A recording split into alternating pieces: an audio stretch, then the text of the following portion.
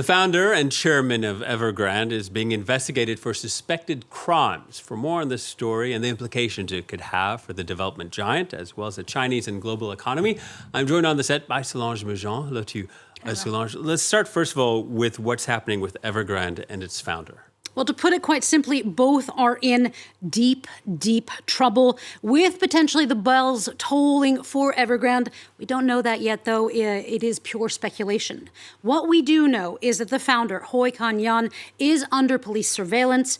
Evergrande released a short and rather vague announcement saying that mandatory measures were being taken over suspicions of illegal crimes. Now, this probe is not a sudden fall from grace for the real estate tycoon, who was actually once known as the Belt Brother because he wore a gold Hermes belt at a legislative conference. Now, the 64-year-old went from the status in 2017 of China's richest person with a fortune of $42 billion to, in 2021, the status of the world's most indebted real estate developer.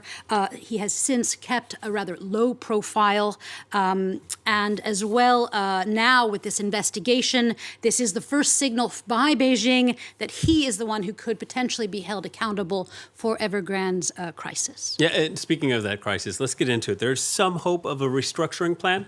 Yeah, prior to 2021, Evergrande was one of China's top-selling developers, leveraging their projects to get investments in new ones. This, for example, people buying homes on spec. But then in 2021, it missed a $100 million payment deadline. Its cash problems became public, and it went into default on its offshore debt. Now, Evergrande's total liabilities are mind-bogglingly huge. They're thought to be over $300 billion.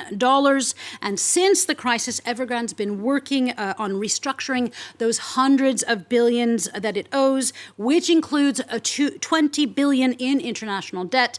And investors are expecting, they were actually expecting to vote on a restructuring plan, but now it looks like that may no longer be in the cards, and actually a liquidation might occur instead. If Evergrande collapses, what does that mean for China and for the global economy? Well, with Evergrande's default in 2021, it was thought to have 1.5 million unfurnished homes in the works that year, and in the following one, it lost over $80 billion. So it's everyday Chinese people who could lose all or much of their down payments on these homes that they desired. And then there are companies in the building sector that still are owed money, and not just from Evergrande. Other developers like Country Garden and Sunac, they're also strapped with colossal debts. So these developers have eroded a trust, and they've also added to a larger crisis in the Chinese real estate sector, which makes up a rather significant portion of the Chinese economy. It's thought to be around a quarter of China's economy. So now the government is looking to reboost that sector and show people that they are tackling the problem. As for the global consequences, well, there's a hefty foreign debt, but a report last year by Europe's central bank found that the demise of Evergrande would not be akin to a Lehman Brothers. Rather, it would have 2 times less of a chance of massively hurting the global economy. Rather, it is mostly mom and pops in China.